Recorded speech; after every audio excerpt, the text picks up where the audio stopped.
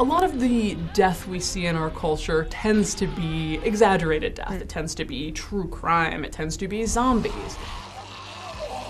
And I don't mind a zombie. My name is Caitlin Doughty. I'm a mortician, a funeral home owner, and a writer.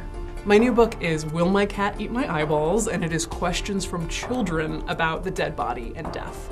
I like a zombie, but zombies represent death, especially since zombies, all they are is a decomposing corpse. And a decomposing corpse, that's just a body doing what it's supposed to do. It's supposed to decompose back into the earth and give our atoms back. So the idea of stigmatizing the decomposing corpse in that way I don't really love, but I understand why they're so popular, because we do have this primal fear just around the dead body. And our horror reflects those anxieties that we have as a society. And the fact that we fear zombies so much, I think, shows how much work people like me have to do. I have a YouTube channel called Ask a Mortician, and we've been around for a while. And originally we were a real weirdo outlier on YouTube, and I guess we still are. Something I'm always trying to get you to do is hang out with dead bodies. Specifically the dead bodies of people that you love. The first thing a funeral director or mortician will do when they find out a family wants to see the dead body is close the eyes, close the mouth. But I think that people want to hear the information we're presenting. They want to hear somebody like me talk about death as if it's not strange. If you get freaked out at all by being in a cemetery, get in there. People should not be afraid of dead bodies. That's the number one thing. If I could say nothing else in this interview, it would be, do not be afraid of dead bodies. The idea that they are going to infect you in any way is not true unless mom died of Ebola, which I do not think she did. In the 20th century, people stopped dying in the home.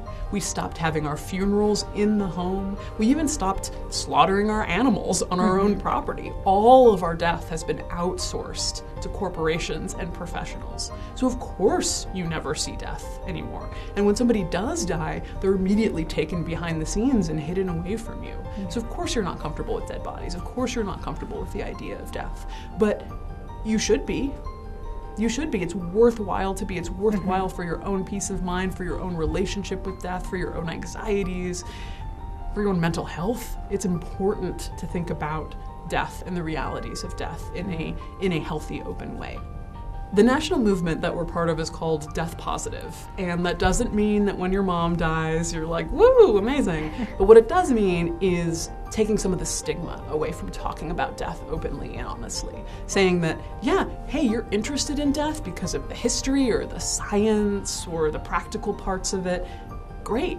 That's amazing. We should have more people who are interested in this, who have this knowledge, who can have these conversations about how to have a funeral, about what people can expect when someone dies. We need people in our communities with that knowledge, and it's important, and that death doesn't have to be viewed so negatively or so stigmatized.